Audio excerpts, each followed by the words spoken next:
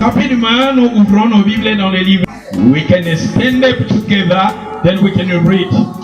Token in Juge chapitre 14, verset 5. Thank you.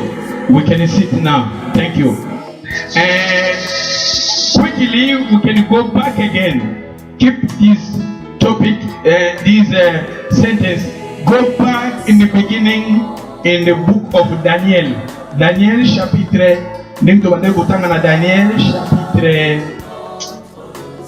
Daniel chapitre 4 verset 16. Ce qui est très important, merci. Et c'est par le bic, le cœur d'homme sera enlevé et on lui donnera les cœurs de bête. On lui donnera les cœurs de bête. Yangone ezalaki verset nabiso capital de toujours développer le cœur de bête. La limite au bondela kenzambe alobela yo à travers ilobane to bondeli. Alléluia, alléluia. Seigneur papa azumsi mama ona maboko na yo. Molimo santo lobela biso, molimo na Yesu. Yesu loba, ibota na yebika Yesu, ngana bikoloba te, chama loba no katnanga, molimo santo katnanga, molimo na Yesu katnanga. Yesu yo beto kotika biso orphelin te. Routine de l'action molimo santo, molimo na yo akozana biso. Seigneur, cet après-midi Jésus, je me laisse ma vie à toi. Le Saint-Esprit, utilise-moi pour ta gloire. La parole qui sortira de ma bouche, Seigneur, ce soit une parole inspirée qui vient de toi. Seigneur, utilise-moi pour ta gloire. Seigneur, chamalobanayo, malobabomo katinanga. Longola bomoto katinanga Yesu. Olimo santo nda lobanaza la lipambo lipo na libota na yo. Yesu Masia onga na koloba awa ngana za la ponti. Me mai ezala yo Yesu. Liyondo lobiete molimo ndako loba kati na bino. Molimo santo loba kati na ngapo libota na yo leka na kobika. Molimo na Yesu, molimo na makasi, molimo na moto, molimo na révélation, molimo na nguya, molimo esimba kamitema, loba pote libota na yo, eleka na kopika, na kombo kitoko kombo na Yesu Masia. We pray. Amen. Ces derniers temps, nous parlons sur l'histoire de Nabucodonosor. Alors, on a dit Nabucodonosor, motema, il y a beaucoup de personnes qui ont motema banyama, atikaki maison royale, à Québec, au fond, dans la carte Nazamba, pendant 7 ans. Lélo est la 5e dimanche pour le même thème. 5e dimanche, vraiment, peut-être le résumé, n'a pas encore battu Nabucodonosor. Quand on est au fond de Nazamba, abandonné au fond de tout Abanyama, tout développer Kiango, Nabucodonosor, abandonné Goliath, Matiti, tout développer Kiango. Et dimanche passé, tout le monde qui est sous tolobelaki makambo ebele tolobaki ke Nabucodonosor lié oya fandaki abane kofanda na zamba tolobaki ke lié ebebisaka mpe mavi ya bato milie ekoko bebisa motu milie mpe ekoko bongisa motu todevelopaki lisusu Nabucodonosor abande kolia matiti tolobelaki makambo ebele. Mais dimanche passé nabetaki c'était sur histoire ya David ndenga bomaki Goliath tote plutôt abomaki papa monana Goliath. David a se référé alobi ke serviteur, ton serviteur, tango liona ours bayaki et David a lobi tango baleba kanga ba brebi. David bomonaki David alobaki moyena ke nazo mona sona bina kota pona lisusu et que ça nga susu moi passer lisusu mais ba oyo bazalaki ba yebi ke to développaki tango zo ba ke Nabucodonosor ba pesaki motema ya bonyama balongolaki motema ya bomoto ba pesaki motema ya bonyama tolobaki ke batu ebele omone moto me na kati na ye aza na motema ya nyama tolobaki ke même na kati na Bible na Nouveau Testament bazoba na biso na 1 Corinthiens ezali na homme animal azali homme animal aza moto aza na Yesu Masia kati na ete aza homme animal bazoba na biso susu homme charnel aza moto oyo andimi Yesu lokola mokonzi mpe mopikisi me eza na makambo ebele ya mokili ezokanga ye eza na baposa ya nzoto ya mokili makambo biloko ya mokili richesse ya mokili ezokanga ye moto wana akendaka koyaka mingi tout ça mais alingi Yesu alingi Jésus-Christ na bomoi na ye babi moto wana azali homme charnel etolobaki homme spirituel eza moto oyo azotambola selo liloba na Nzambe oyo azolinga akokisa oyo liloba na Nzambe ezosenga ye. Pour devenir un homme spirituel, il faut que nous arrivions à mettre la parole de Dieu en pratique. Quand quand nous mettons la parole de Dieu en pratique, automatiquement, nous devenions des gens spirituels. Mais, le but de bâtir que vous avez spirituel, vous pouvez dans ma bête, vous pouvez sous-nous, mais ce qui est très important dans ta vie, Jésus règne, il y a sans acte naïo, au ligne Jésus, au sein de la mieux, au sepelisaïe, au sein de la mieux, au temps de la vie, il y a à zo sepelanango. Mais, toujours le bénéfice n'est homme animal. Tout le monde a niamani, tout le monde a la mokilio yassé, ba comportement na bango. Mingi pe bato bazalaka na yango tokemelopaki ebele tolobaki bamboa caractère ya bamboa ndenge mboa azalaka okomona bizaleli wana epai ya bato donc bato mosusu baza bahomme animal ntango bible ezoloba homme animal tokendaki meme bible ezoparle na biso na banyama ebele bazoloba prenez garde au loup bazoloba banyama ebele na kati na bible toyekolaki tolobi ke chaque nyama comportement ya nyama okomona yango kati na bato yango bato wana tobandaki koloba ke homme animal aza nani todéveloppaki tokendaki na mozindo mais lelo nazolinga toparlaki dimanche passé tolobaki ke David azalaki entouré na lion na ours tobi bato mosusu tant tobandaki koparle sur le lion nalobi lion azali na sens positif lion azali na sens négatif tolobaki ke na kati na bible banyama mosusu basymbolisaka même Jésus-Christ lui-même même Nzambe ye moko neti lion na kati na Bible Jésus babengaki le lion de la tribu de Juda Jésus-Christ ye moko babengi ye lion même biso ba chrétien bazobenga biso na Jean chapitre 10 Jésus azoloba me brebis aza moto apesi bongo ne pa Yesu Masiya aza brebis tobaki na kati na Bible jamais okomona baloba niao aza parmi banyama o bazalaka bien bazalaka na bato mais jamais na kati na Bible niao a symbolisé par na Nzambe non na lobaki na biso lobi pe ndenge niao ndenga zalaka wana zalaka pe na biyebia na ye tobaki niao okomona niao ndenga zalaka wana azalaka mingi azalaka makasika salaka makambo na ye bato bayebaka te niao okomona soki peut-être aza bolimbisanga petit besoin akenda kutomona tshumuli mabele a creuser akamati asali petit besoin na kundi yango tout ça quelque part tolobaki ke eza mpe na baso toki tozwa leson wana eza na bato mosusu mpe basalaka makambo behavior azosala makambo bato bazoyeba te tozoba mingi makambo mabe azosala acte mabe makambo mabe mingi bato bazoyeba te topesaki par exemple ozalomona motu mwana bozomona bien na ndako mais quelque part azokende mwana azalaka boye mwana tala bato mingi basala bato baterroriste okomona bapara bazokaba mwana wana azalaka bien afandaka wa bien zoka quelque part déjà bazoprépare terroriste ndenge nini nakotya babombe quelque part yawe tozo développer yango na bina kota na makati na mozindo so ya banyama te déjà nalobelaka ngo lelo na résumé nalobaki ke banyama nyonso ozomona babiyebia na bango banyama nyonso bamboa banyama nyonso surtout banyama impire parce que na kati na Bible ezala banyama nyonso musu baza ba pire musu baza ba impire musu banyama moko même Nzambe na Ancien Testament ebise bana Israël bali yango te ndeti bangulu moni na kati na Bible jamais okomona ngulu azwa part ya bana na Nzambe non bazotelemela bangulu même Jésus-Christ tant balobi ke Jésus akoya na libanda baoka kozala libanda babengi ba chien est-ce que ba chien ne bakozala libanda eza nde bato bakozala ba caractère ba chien o bakozala caractère ache babi bakokota na lona te bakozala libanda bakoboka bango na mfer est-ce que mbwa mpenza bakoboke na mfer non eza bambwa ya bato ya banyama te mais eza bato to bazolobela bongo eza bato alléluia mais na passage oyo tolingi tokende awa toyekolaki histoire na David ndenge aterasaki lion tobike balion wana eza nalobaki na lion na sens positif eza Jésus eza ordre eza sécurité eza protection eza discipline yango omona Jésus aza le lion de la tribu de Juda Jésus-Christ aza wana pour la protection Jésus-Christ nde tolobaki ke lion même babengaka le roi de la forêt parce que lion esika lion aza banyama mosusu babangaka Jésus-Christ azozwa titre ya le lion de la tribu de Juda même ici Jésus esika fandi na Apocalypse bazoba na trône ya fandi kiti ya Jésus déjà na te ya biso yango eza na 4 piliers oyo soki mutu afandi na kiti eza na 4 pieds oyo esimbi kiti mais na Apocalypse bazoloba okomona lion mutu ya lion eza wana mutu ya lion eza symbolique mutu ya ngombe eza wana eza symbolique mutu ya mutu eza wana eza symbolique na aigle pe aza wana nalobaki na biso pe aigle nalobi meme aigle na kati na Bible asymbolizaka Nzambe aigle ye moko Nzambe parce que aigle akimataka likolo mataka likolo fanda na lobi yimoko nzamba sa aigle yimoko nzamba sa aigle na yebisa biso aigle ndenge azalaka ata likolo me azobenda bato quelque part so babendi mutu aigle akozala mosika me okomona zumu na ye azala capable soki azotala azomona bato abendaka image ya bato ye pembeni tobi nzambe aza mosika me atalaka baimage na biso alleluya atalaka mitema na biso ayebi bato tout ça quelque part bon yango nazoloba ke moyen tozonga su todéveloppe bapoint wana eza te toyekolaki yango mais à part ça tolobelaki lisusu nalobelaki so magorodo ya koezoyeba polele eza 5 dimanche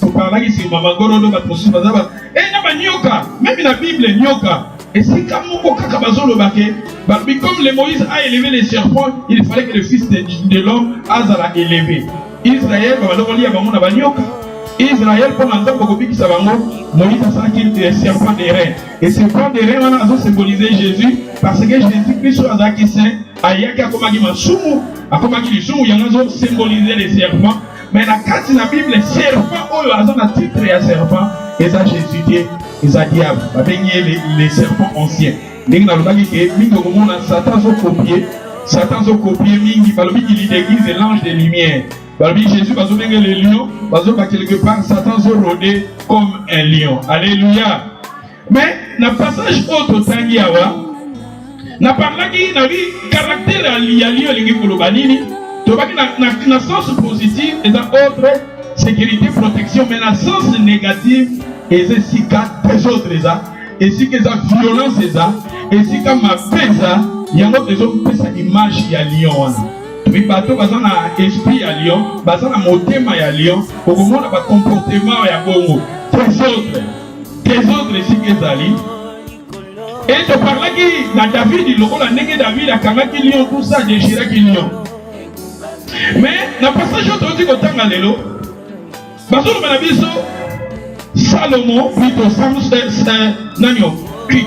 Samson mais avant nakende wana ce qui est très important toyebi ke tolobaki ke l'église ya Jésus eza lokola masuwa ya Noa tolobelaki yango tobi na masuwa ya Noa ezalaki kofungwama banyama nyonso bakota na bango banyama oyo babengi pire bakota banyama oyo babengi impire bakota c'est-à-dire ke na masuwa ya Noa ezalaki na catégorie moko te ya banyama bapekisaki bango bakota non na banyama oyo bazalaki impire bapesaki bango priorité ya kokota même baibu parce que même ibu na kati na Bible ibu azosymboliser mabe mais bapesi bango nzela bakota même baniau na kati na Bible baniau bazosymboliser mabe baniau bakota même banyoka bakota même bangando bakota même c'est-à-dire na kati ya arsha Noa moto nyonso nyama nyonso azalaki na droit ya kokota yango tolobi ke église na Yesu Masia po tolobaka na église na ndako lobele ko eza très important na bandaki na début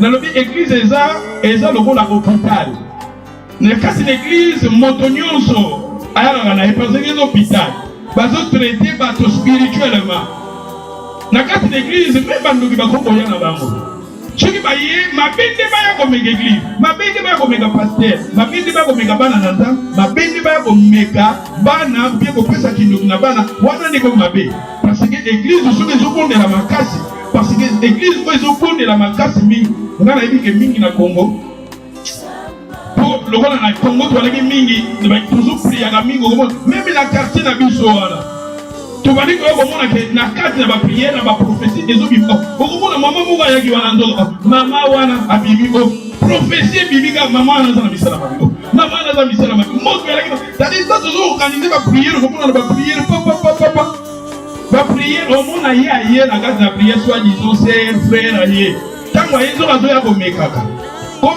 wana zomela lokola bapriere yalaki ya makasi ma prophétie ebandi kobima nganzamwelaa bino eza ndeko moko bazomeka bino abimo bien azotanga Congo comment la même tabi batuni est-ce que vous avez oui dans la vidéo parce que non les deux yebo kazo pesa témoigner le nom batindinga kotinda bandoki ya quartier batindinga ne kokota la gati pour pesa ka information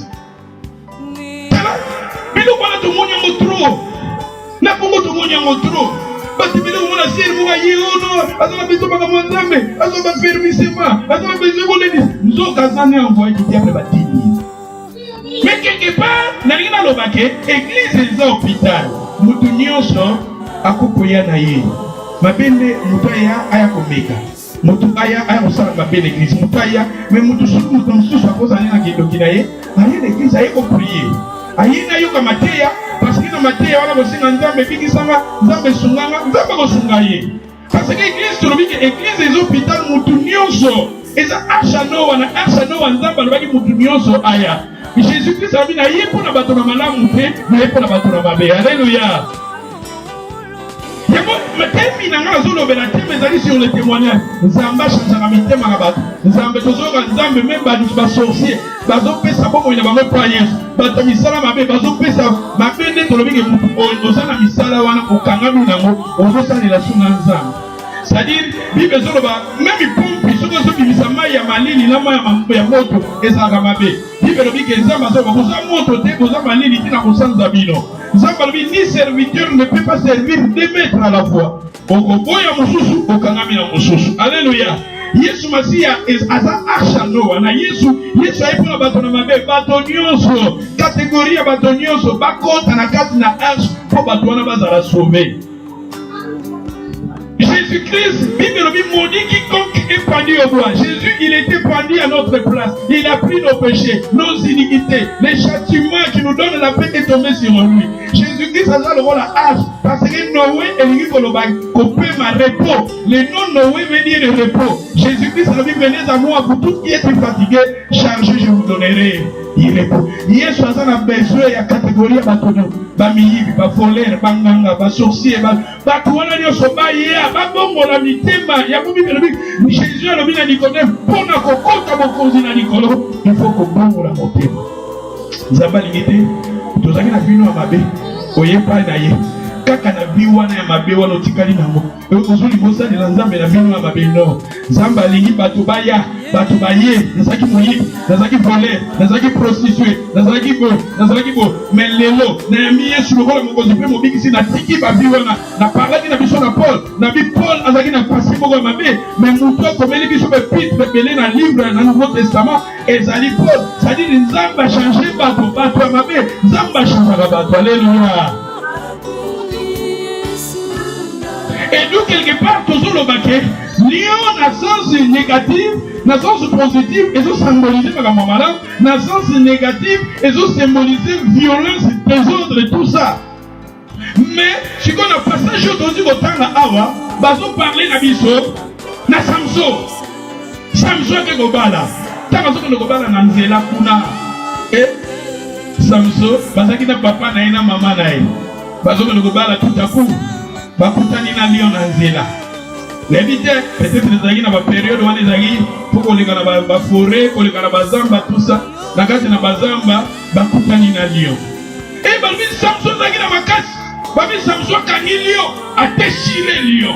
Quand on a déchiré lion, a commis lion tala lion zaki na force. Lion na le tout dimanche passer lion, banyama wana bazaka na ba griffe na bangwana, manzaka na bangwana soka chioka boye. Neti na bapona biso ya bato ekoti.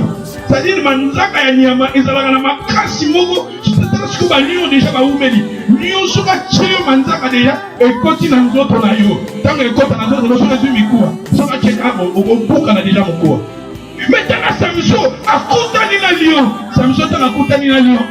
Babi Samson a déchiré lion. Samson a déchiré lion. Tana makasi o lion zala. Lion va bénir le roi de la forêt. Mais Samson, il était capable d'affronter les lions. Et Samson, il était capable de déchirer les lions. Et quand il a déchiré les lions, dans le minini, Atiki Yango, déchiré Naye Atiki. Samson a kéi. Lobi Samson Zozongabu. Bamita a kéi Libala Naya, Sisi Makamba Libala Naya. Oh Samson Lego. Samson a kéi Aleki Wana. Tango a déchiré les lions Atiki. Azaki kiri a kéi. Aïko zonga pour le azonga qui voit ça. Mais quand la Bible nous dit tant voyez qu'on zonga wana oh amoni lion oh ya déchiraki amoni mafuta ya miel bimi miel comme bima la kata nzoto ya lion et Samson azwi mafuta wana akamati ya lion tant lion moi sepeli nango Et balobi a joué ma fouta a memeli papa na ena maman na yako pesa bango. Papa na maman ni tamba liango. Ah ba c'est pas ça ma fouta aux huiles en moi. Miel les à la cachée, on est miel.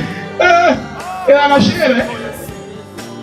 Maintenant est-ce que la carte il y a lion, est-ce que ma fouta le miel est comme bima na carte na nyama. Est-ce que ma fouta ne utaki wapi? Celui dont on va peut-être dans les effets pour comprendre peut-être babeyi bayaki wana parce que bakoko yana bafandi 2 jours 3 jours batiki mafuta na bango wana mais na kati ya lion Samson a déchiré lion oyo azalaki vivant lion oyo azalaki na makasi lion oyo azalaki na force mais Samson il était capable ya kodéchirer lion wana etango atiki ye Samson azonga mikolo elekaki mafuta pili Samson mafuta ana na vita zaki na kobanga hata mafuta amata meki alia sepeli na ngwa nazo na memela papa na memela mama pour mafuta ya la cachée na memela mama ko sepela papa na Samson batunie osili mafuta wa papa ngo lobesika zwaki yango mais mafuta me utaki wapi uti wapi na lion alléluia samba yiko lo bala biso ndeni bona na message conclusion message nana tala tozolo baba nyama nyonso wana tozolo sur témoignage jamais a changé kabato tala lion oyo azo symboliser puissance ya mabe lion nazo parler za mutu nazo babato bazana ba caractère ya lion okati na yaza soka siliki atomboki azana force moko boya lion azana kanda moko utakosa na 6 mois na kanda 3 mois na kanda 2 semaines na kanda azali otango asilikaka okoto bala tango akitaka akitaka na nkembo abongolaka nyonso sikoyo tango yo osilikaka kanda nyonso oza capable soko betika likofuko ole bukani po osiliki lion atozo parle ba lion eza ba caractère ala niama mais Jésus-Christ aza image ya Samson parce que comme Samson elingi koloba soleil na kati na Bible Jésus dans un soleil. Jésus est dans un soleil. L'étoile brillante du matin. La lumière, Jésus a dit, je suis la lumière du monde. Le soleil dans la Bible symbolise Jésus. Bomi na kati na Bible, ezakina Joseph tanga lota ki no donner amoni soleil, amoni étoile, amoni la lune. Ezokumba mela etanga ya yebisi papa. Abina lala ina kutu na moni soleil, na moni la lune, na moni la 11 étoiles. Ezofuka mbala mongo Jacob a comprendre que soleil wana ezalaki ye. Pona nini? Parce que soleil ezo symboliser mutu supérieur, mutu en autorité, mutu na première place, la première place tandis que na kati na biso oyo aza soleil na biso. Parmi ba kombo tozoko pesa Jésus-Christ aza soleil na biso. Alléluia. Et Jésus-Christ a dans Samson. Dans la Bible, Samson a symbolisé Jésus-Christ. Jésus-Christ est capable. Il y a Kozouanga. Ceux qui n'ont pas Niamanini. Ceux qui n'ont pas Hippopotam. Ceux qui n'ont pas Ngando. Ceux qui n'ont pas Niaou. Ceux qui n'ont pas Serpent. Ceux qui n'ont pas Motemani. Jésus-Christ est capable de briser. Le même dans la Bible, ça l'a brisé. C'est Jésus-Christ qui est capable de nous briser. Il a pris la lion. C'est Jésus qui a brisé Samson. Le soleil, il était capable de briser les lions. Et nani va briser les lions. Sur le monde, pamba, qu'est-ce qu'on va gâter? Il y a un moment où il va te péler le temps, il va témoignage. On a un boye. Mais les gens ont commencé à changer. Ah, t'as la brisement. Nana zalaka moyibi, nana zalaka prostituée, nana bandako so mibali ya bato, nana bandako sala boye, nana bandako tika batron, nana zalaka boye, vina nga passé. Ah, on a dû comprendre que a passé na mabongo ya nani, ya Samson sali elini, a brisé. C'est-à-dire, nous avons parlé de ma caractère, de niama oyo nyonso, nous avons symbolisé na kata lion oyo, tala petit lion, nous avons battu musu basaba niama, et tala Nebuchadnezzar na parlé de ça début, tango azalaki na motema ya banyama, abande kofana na zamba. Mais un jour, tango atombolaki biso ne pona koluka nzambe, zamba changeara ye. Nebuchadnezzar abande koliaka matiti, il était entouré avec des bêtes, mais quand atombolaki biso na ye mpo nzambe nzambe achangeaki ye. E motu akokochange biso, akochange vi na biso, akochange passé na biso, akokolimbisa masumu na biso, akokopesa biso identité ya sika. Eza Jésus-Christ, image ya Samson. Samson tika Samson asala nini? A brisé yo. Samson il a brisé le lion. Et cet lion c'est toi, c'est moi. Batoyo, nazolo ba lion, aza moto nyonso, azangi Yesu Masia, aza moto nyonso, aza na vie de se présenter bete. Quelque part osa image, osa incarner la katanyo. Mais ce qui te yé pas Samson. Et la période où Samson azolo ka mwasi ya kobala. Samson azolo ka mwasi ya kobala. Samson qui n'a pas libala. Vous voyez que ces derniers temps, Jésus-Christ il est prêt pour prendre son église. L'église de Jésus, c'est la femme de Jésus-Christ. La Bible nous dit Marie aimait vos femmes comme Christ a aimé l'église. Et l'apôtre Paul disait quelque part, je suis jaloux de vous parce que je vous ai fiancé à un seul époux. C'est Jésus-Christ qui est notre époux. Samson dans la période de Lukamosa Libala et la période où Samson Zozua, Baobazana caractère, Baobazana plutôt na mitema ya banyama, quel que soit, Obozana Mouma, Obozana Kunganda de crocodile, Obozana Caïn, Obozana serpent, Obozana. Dans le bac, même quand tu dimanche passé dans le même baleine. Ah, dans le bac, il y a baleine. À Sansa, Jonas. Dans le livre de Jonas, chapitre 10, verset 2, la Bible nous dit Nzamba alobi na Jonas, alobi na Caïn, na mbisi baleine, alobi sanzaye. Et ndenge tozoko kota pe na ane oya sika, bato nyonso bazana ba problème na biso. Bato nyonso yo zokisa, bato nyonso ngana zokisa, bato nyonso nakati na mitema na bango deja bamela Jonas, bamela nano, bamela Nancy, bamela mami, kati na bango azaka na kanda na yo, azaka na likambo na yo, lelo na kombo na Yesu tika basi, basanza yo na kombo na Yesu, balimbisa yo na kombo na Yesu, nazali ko déclarer na kombo na Yesu, bato nyonso bazalaki babale, oyo nabetisa mabaku, bato nyonso, oyo bakangelanga kanda, nakangelanga kanda poto nabelanga yango talanga te, nakangelanga kanda po pe yasalanga boye, nakangelanga pona lwana debsanga ngoma debsanga te, nakangelanga po yasala bo, lelo ni sa sanza ko, lokana mutana na pembeni na sanza ko. Bible ndengana, eni nganga ko ya sanza. Nzamba yebisi bala ni sanza. Pourquoi zokanga Jonas azana ba promesse. Nzoka kombo Jonas elingi ko ba kolombe. Jonas elingi ko ba tandis que colombe la Bible symbolise le Saint-Esprit. Jonas elingi ko ba kolombe. Colombe elingi ko ba Saint-Esprit, c'est-à-dire image à moi na Nzambe toujours. Nzoka Jonas wana, le nom Jonas et outi na kombo ya Jean. Jean elingi ko ba la grâce. Si nous sommes sauvés par la grâce. Bato nyonso bazabana na Nzambe, ou après ça va venir bango pa Nzambe, nous sommes sauvés par la grâce. Toza Jonas, mais koyeba te moto ko akangela yo kandaza na yo baleine. Déjà swala yo, swalo. Ezaka swalo, swalo. Aswele yo déjà sur le swelo. Amela déjà yo, akangela déjà yo kanda na motema ye. Pona likambo mo. Bakana pe musu ezala na ngo. Pamoni ogati bien akangela yo kanda. Pamoni osomi vati akangela yo kanda. Pamoni ogomisi ndako akangela yo kanda. Pamoni obadi voyage akangela yo kanda. Pamoni ozala muteselo akangela yo kanda. C'est-à-dire bato wana lelo, please todo kolo limbisa. Dodo kolo, pardon. Bato nyonso, ngana betisa mabaku. Ponde na tia kape ala betisa na mabaku mabaku peut-être. Parce que makambo ko tia ka bia ba déjà passe.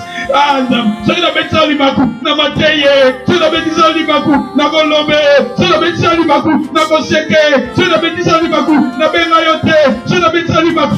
Dodo kolo, limbisa. Santanga limbisa. Le bon personne, Dodo Kolo, limbisa. Et les gars, pardon, limbisa. Parce que il y a des problèmes, il y a des difficultés. Quelque part, na baleine. Pardon, wana za mwana bilaka. Wana za na ba promesse. Wana za na bilaka. Sanza limbisa kaka. Limbisa. Mukilio tozo vivre ça mukilio yako limbisa. Jésus va tout dire. Combien de fois tu peux limbisa? T'as chiffre wana Jésus a payé ça. Et comment ça va 4 et quelques. C'est-à-dire, c'est-à-dire quelque part, Jésus a dit pardon. Amour, j'aime l'amour. En tant que prédicateur de l'évangile, la Bible, mais l'homme qui amour est l'amour est puissant, l'amour.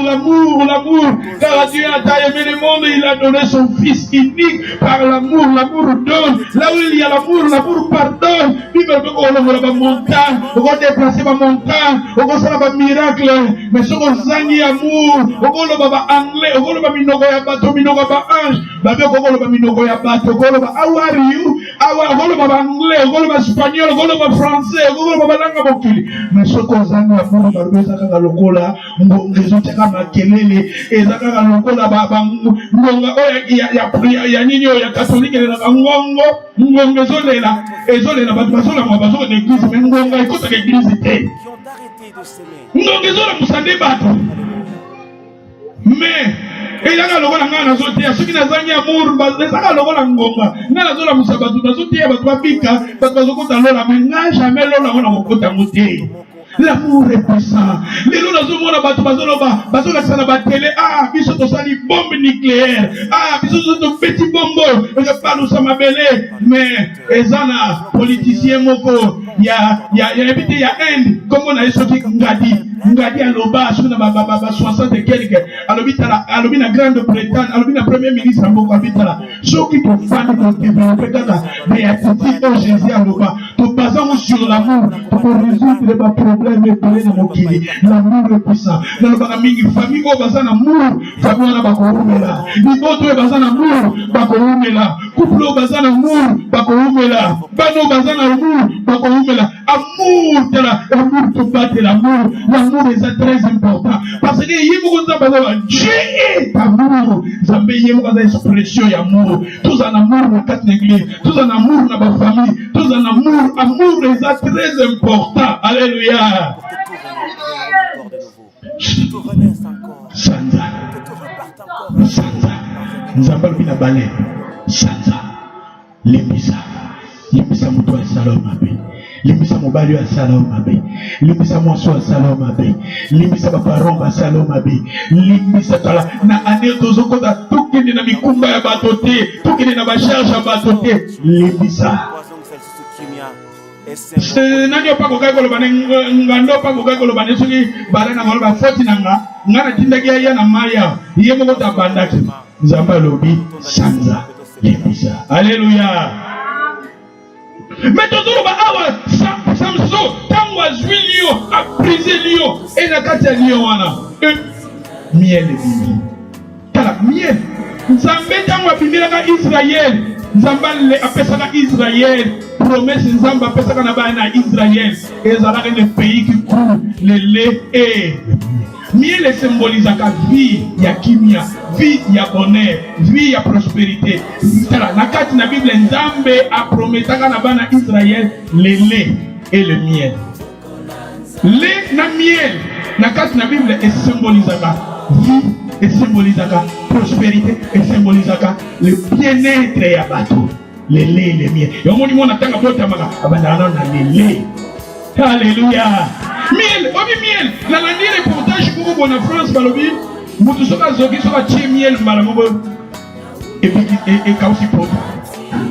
Mutu soka sali appendicite. Quand bazos pakati yo basali appendicite, pour appendicite pota wana e kaukarapi bazochaka miel. Babi soka bakangisi ba poso, poso ya mutu ba sika ba pasuli ba cheka ka miel wana malamobo. Pote bani ko kauka.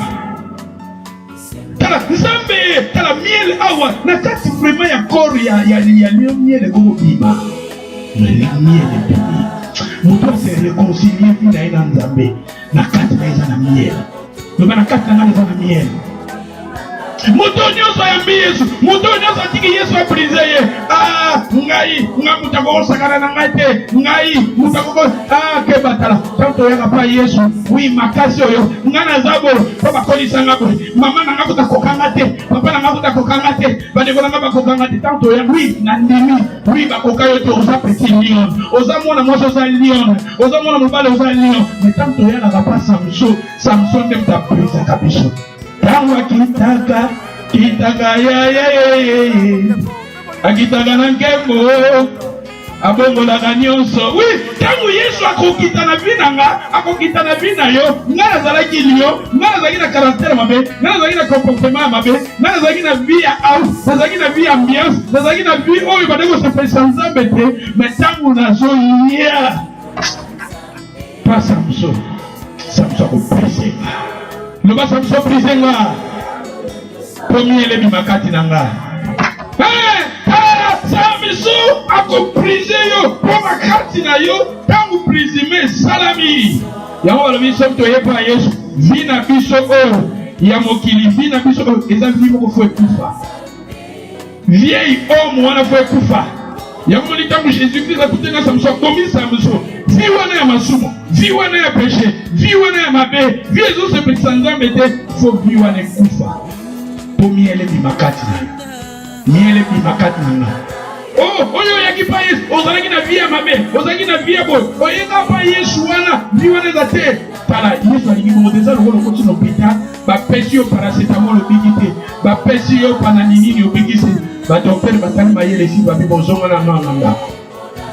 Jésus-Christ azongisa bato ndako te. Jésus-Christ aza na besoin yo bika, aza na besoin kopesa bakisi nyonso, parce que tanto terra eza lokola bakisi Jésus azopesa biso, Jésus azobrise yo. Tanga na proverbe bazoloba la parole de Dieu eza lokola médicament, eza kisi tango ezobima yango ezotraite milimo na biso, maloba oyo yango ezotraite okozala oyo yoki materi comportement na alaki nango motemekiti mote médicament traité.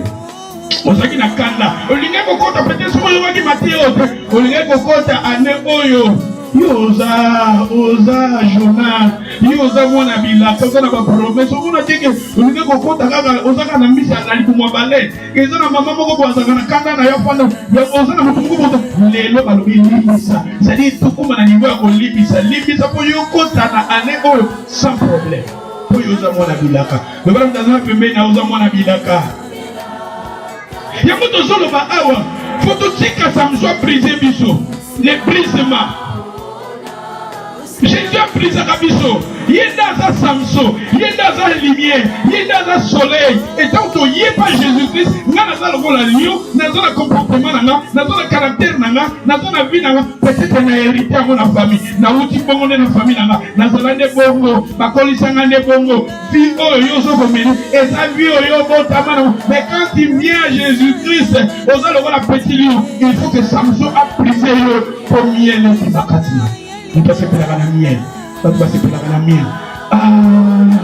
Zabaza munene. Zama sero ninga na yeba kiye. Lelo. Akoma peza osami. Apesa miti pa Yesu. Akomola motima na ye. Zabaza munene nzambe wana zaloko. Motimi yele bilikati na. Motima de mo se faire na yo. Vina yo komi lokola référence. Sero wana de to yeba ka ye. Ninga zalaka maloba moko ya serpent. Obi na pesa ka biso teba ndolo balokola serpent na lobaka na biso eloko moko boye passer moko alobaka na biso alobi tala alobi basusu baza na comportement serpent balobi ezalaka na famille moko boye bazalaka na serpent bazalaka na nyoka nzoka nyoka wana papa na fondaka na nyoka saka lala kuna nyoka mbetu moko nzoka mokolo moko boye nyoka azolia esote. Nyoka so balali na mbetu, nyoka ase mesurer, c'est-à-dire la pousse na tali siko yo mulaya papa ngo, atali siko nyoka siko zo pensa mais la papa ngazo yebate. Siko yo nyoka amoni ke azo po akokana na papa ngo, nyoka bandi ko gêner. Nyoka lia ka sauter. Il se met nyoka zo lia sauter. Ye mukolo nyoka ko s'inquiéter lobi nyoka na ngai amemi siko yo pa ya bato yo be spécialiste ba nyoka po nyoka zo lia te. Comme spécialiste ba nyoka batali balobi nyoka oyo asana kanda makasi azolia te siko azana besoin d'amela yo mukolo na ye Yango sikazo linga fite biloko Dieu c'est la carte na ye. Chaque fois on a la boutou yango moni abenza naka atala la dimension na yo na ye. Po azo linga kama kokoma azo yesu te komi mulai moko na yo ambela yo. Papa mo linga ndiki vous avez tikala na ye. O tikala na la ligue sudi bozo. C'est-à-dire ba tu so bataka loko na nyoka. Ozo ko lise me nyoka. Amona kama pepa na yo. Tango yo lo baka angle biete. Nous avons déjà déjà ma faute. Il y a déjà des gens quelque part nous nous passer dans la boue. Nous tuer l'église aux anyoka. Et passer la salle qui bon. Ozo lo nganga yango na muta ko fanda mo lo ga ko mela. Amélie pasteur. Mais attends que biso de trop dans le comportement voilà. Mais c'est Jésus qui nous change. Alléluia. Au cause de la nyoka, au cause de le comportement, au cause de Jésus à l'objet, il y a un avis à Achano, à tant au côté, au tic à la bonne côté. Parce que sur le tic à l'ibon, comme ma mère, il faut l'engager, changer. Dans le barapé la vie, nous avons la Socrate à l'objet, connais-toi toi-même, Miyeba, pas bien fait, pas point fort nayo, pas point faible nayo, et travailler sur le point faible nayo, pour développer un mot pour aucune délivrance de la vie chrétienne. Alléluia. Si vous avez un problème, pardon, travaillez. Si vous avez un problème, il y a nino, travaillez. Ma faiblesse, travaillez dans ma kawana. 50 ans, basungayo. Et, vie ou un ande, tozo, le bafou, Jésus, ça monini. Apprisé, un mot, miel, ça monini. Et bima. Maintenant, on va changer. Baloba, pas Jésus-Christ, c'est Samson. Samson a pris ça. Lion a pris ça qui est. Il y a un parlé la besoin du dimanche passé dans le vie David de paix. Dans la Koutanagina Lion. David a l'ongolaki. David a l'ongolaki va brebis dans ma coque à Lion. David a pris ça qui va Lion dans ma course. Et dans le David, on a pu trouver ça Jésus-Christ. Tant qu'il n'y a pas Jésus, dans ma vie, dans ma vie, dans ma comportement, dans ma vie, dans ma caractère, dans ma vie, c'est de Jésus-Christ, il n'est pas capable de changer. Alléluia. Il y a un exemple. Dans le monde, il y a une église. Pasteur, il y a une église. Pasteur Azotea. Pasteur Azotea, il y a un qui a touché. Il y a une bande Azui, Arche Naye. Il y a un péwana, il y a un péché, on va passer. Ah, la péché Jésus-Christ, Arche Naye. Endi amoni est suffisant. Si endi a quel jour libanda, azu kouet naye, azu boulangette naye, aye nango, alegi liboso labi, ah, Jésus-Christ n'a pas sur boulangette. Endi a vandi amoni boulangette est insuffisant. Endi a bibi libanda, oh simba maki, endi a kazu cheval naye, comme on a raison contre cheval d'église. Alors binga endi n'a pas sur Jésus-Christ cheval nanga. Endi amoni est insuffisant. Aye kakalobi. Ne me pèse aidé par Jésus-Christ. C'est-à-dire que Jésus a dit que Naïsel ne me pèse ça. Me pèse ça, vina yo pas je me pèse ça, comment il a yo, vina yo. On va toucher après ça comme bon on a eu. Mais bon on a eu est insuffisant. Mais toujours on fait ça car on fait ça qu'on a eu est insuffisant. On fait ça voiture na yo est insuffisant. Et ça va milonga mokili. Mais vina yo, vita vie. Le Seigneur a soumis sur la volonté, il nous a racheté d'un grand prix. Jésus-Christ pour la âme à nous couvrir, à nous pesaki. C'est ça. Jésus parle, il dit, yo, vie na yo, ma vie, que je donne ma vie à Jésus. Je donne ma vie. Je pisse là. J'aime la vie, ma bien nous est là d'après. Mais je ne sais pas si c'est ça. Si ma bien na yo, mais yo au bout. Yo, mi poissanam. Tout le temps, on aussi ça va dire. 1 Jean 5. Donc, tout le temps, on peut ensemble. Open your Bible, book 1 John 5:9. Si nous recevons les témoignages des hommes, les témoignages de Dieu, et puis, parce que this is the last one, then we can close our topic. Nous allons parler sur les témoignages. Aujourd'hui, c'est le 5e dimanche. Je parle sur les témoignages. Et passage PSA capital primordial, c'est ça. Si nous recevons les témoignages des hommes, les témoignages de Dieu est pris. Les témoignages de Dieu consistent à ce qu'il a rendu témoignage à qui?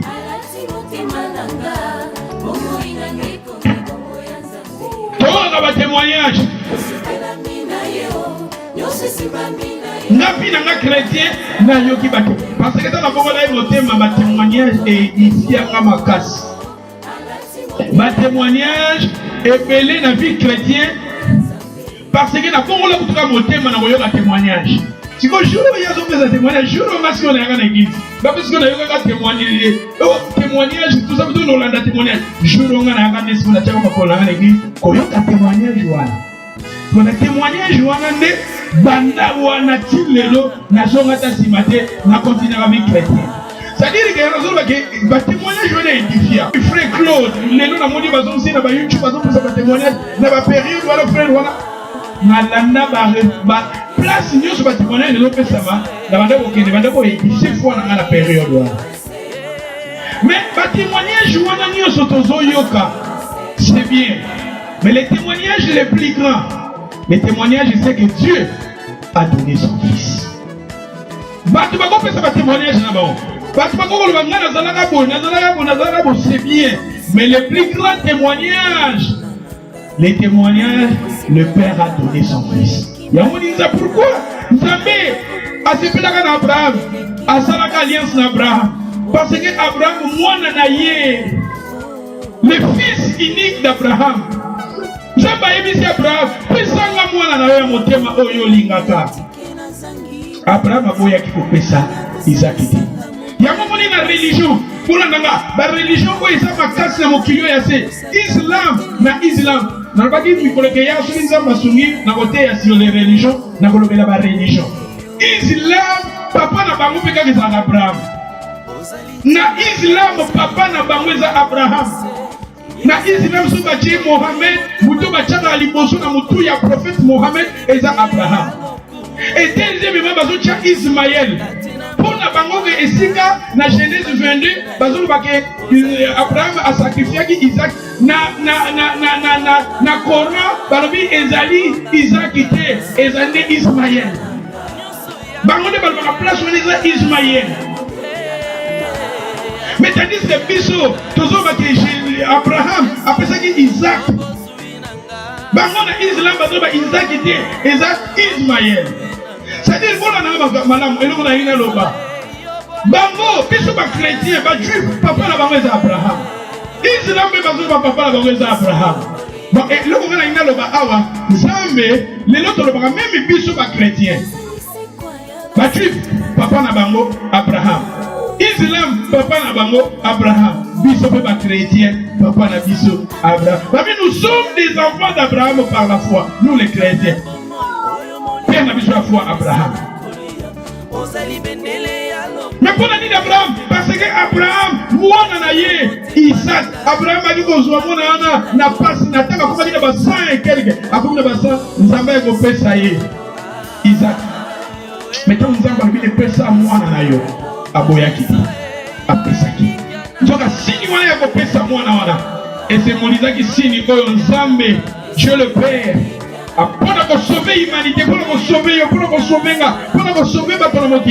il a donné Isaac, il a donné Jésus-Christ. Jésus-Christ, papa Boïko a gagné Isaac, a gagné Jésus-Christ. Mais pour nous sauver Bishop, pour nous séparer, pour nous sauver Bishop, il a donné son fils. C'est ça le plus grand témoignage. Ce qui nous a mis, moi Nanaye, le fils unique. Akanaki est appelé Saki. A comme le plus fort raison yo. Au plus ça va moïna yote. Panaï. Le plus grand témoignage. Yoganeng balobi awa. Toujours dans la passage Johanna. Nanek balobi. Si nous réservons les témoignages des hommes, les témoignages de Dieu est plus grand. Témoignage Yanza Beza Mounene Ponanini. Parce que Dieu le Père, il a donné son Fils. Car le témoignage de Dieu consiste à ce qu'il a rendu témoignage à qui? À son fils. C'est lui qui croit au Fils de Dieu, à ce témoignage en lui. C'est lui qui ne croit pas, Dieu le fait. Menteur. Et après Balobi, Yogan verset 11. Et voici ce témoignage. C'est que Dieu nous a donné la vie quoi? Éternelle. Et cette vie est dans son Fils. C'est ça. Dieu nous a donné la vie éternelle et cette vie est dans son Fils. Cette vie, nous avons la vie éternelle à travers Jésus-Christ. J'ai la vie éternelle. Mes péchés sont pardonnés. Dans le bagage, nous sommes à combien de 80 quelques, mais il est l'homme à soumu de l'immisabilité. Depuis Abotama, Nandeng Abotama, on a âge à 5 ans déjà, bad behavior. Soka kolanga na ba village ko yiba ngama bataba. Ko yiba ngaba soso abata. Ko kosa ngaba bilanga. Ya ba ko yiba ngaba masango. Ba péché on a dit les noms comme la poto et ayeba na te limisa mate.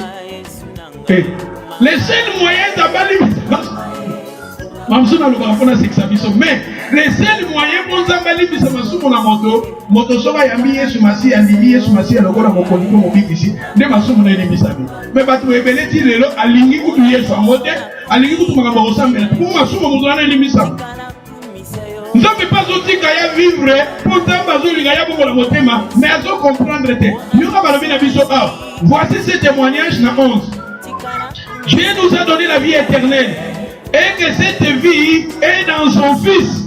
Celui qui a le Fils a. Et celui qui n'a pas le Fils de Dieu n'a pas. C'est-à-dire, on a voisin, on a bon moïté, on a Jésus, on a vité, on a Yeshua Massiaté, on a vité. Et quand tu manques à cette vie éternelle, et en vous, le péché des mères. Le seul moyen que nos péchés soient pardonnés, au moment où tu as donné ta vie à Jésus, au moment où tu as rencontré comme le petit lion, il a rencontré Samson, et Samson il a brisé les lions, et quand après avoir brisé les lions, on a vu des miel. Et à partir de cela, vous avez la vie. La personne qui a la vie, c'est la personne qui a donné sa vie à Jésus. La personne qui a la vie, la personne qui a donné, il a reçu Jésus-Christ dans sa vie. C'est lui qui a le Fils. A la vie, mais celui qui n'a pas le Fils de Dieu n'a pas la vie. C'est ça le plus grand témoignage. Le plus grand témoignage, qui va témoignage ignoso. Dans le vie va témoignage, dans la va témoignage, il y a bateau. D'accord, les spécialistes va témoignage. Les gens va témoignage. Quand va témoignage, c'est bien. Mais le plus grand témoignage, le témoignage que Dieu a donné, la vie a donné son Fils. Et la personne qui a Jésus. Parce que au moment où va témoignage, on a ce qui est sur sa vie. Les gens qui ont des bateaux, ils ont fait ça. Ils ont des musiciens. Les musiciens. Les gens qui ont les gens même en Angleterre, ils ont fait laundry money. C'est-à-dire, mbongo, lavage, ils ont fait la finance laundry money. Il y a un système de Barbie, nous connaissons mbongo nyonso, il fait ça à la banque, virement. Parce que mbongo, trafic, parce que mbongo, ça va être source dans le côté. Bato na batrom, bato bazana babantela mabe tout ça, bazo zo bambo bakota na banque bomba. Ba bomba na banque saline, Londres mbongo ya mabe ba supuli ya na machine, ba bongisi yango. Batebele, basala na mbongo na bango ya batrom, mais basala na baton, basunga ka bato. Basala sali bazo linga ba peto na mbongo wana ya mabe ba peto. Oui, c'est bien. Bakoko peto la mais ce qui est très important en faisant cela. Bato mona lele ba comment va orphelinat. Orphelinat, c'est ça que nous avons même dans la Bible. Toté à la orphelinat, toté à la vérité. N'a qu'à des mot très important. N'a pas le bien à orphelin, à Zanzamba veuve. Batouane fou. Il y a une organisation minière balinga. C'est la orphelinat, basunga, baby sanzambe. Azam beaucoup sanga papa, beaucoup sanga maman menza, bazam papa et papa nyos. Beaucoup sanga mobali, mais mobali n'a eu ça nzambe. Ce qui n'est pas, mais na nyos sont wana to ko sala ngo izambe. Mais oh, plus important, c'est Jésus-Christ. Et ça a fondé sur Jésus. Sans Jésus-Christ, on console la don, on console la Ferlina, on les a mais ils ont un impact. Le plus grand témoignage, Dieu, le témoignage de Dieu est plus grand. Le témoignage de Dieu, ils ont consisté, il a donné son Fils. Et celui qui a le Fils de Dieu a la vie. Donc on va continuer. Le verset 13. Je vous ai écrit ces choses afin que vous sachiez que vous avez la vie. Vous qui croyez au nom des Fils de... Nous allons continuer. Nous avons auprès de lui cette assurance. Et nous avons auprès de lui cette assurance.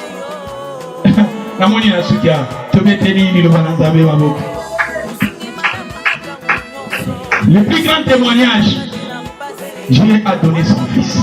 Celui qui a le fils a la vie. Celui qui n'a pas le fils de Dieu n'a pas la vie. Zambe a besoin, il y a banyama nyonso. Bazana mitema banyama, soki toye pai na ye, topesi bambina biso pai na ye, yenda changeaka, abongola. Nzembo moto bandoko yembo ya. Tato zana ba choriste. Mokolo oyo ya liboso, kolo abongola ki maivino.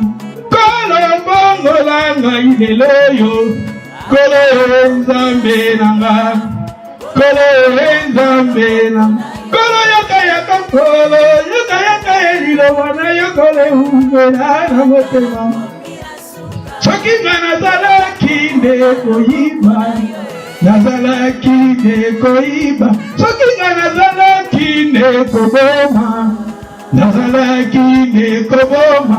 Kolo bongola ngai lelo yo, kolo nzambe nanga, kolo nzambe nanga, kolo yoka yaka kolo yoka yaka elilo bana yokole umbela. C'est-à-dire Yesu abongola ki maivino, Yesu abongola nga, abongola yo, abongola biso nyonso. Tupeteli ilo bana nzambe maboko lisusu. Tutelemi tozwa temps ya kobonda.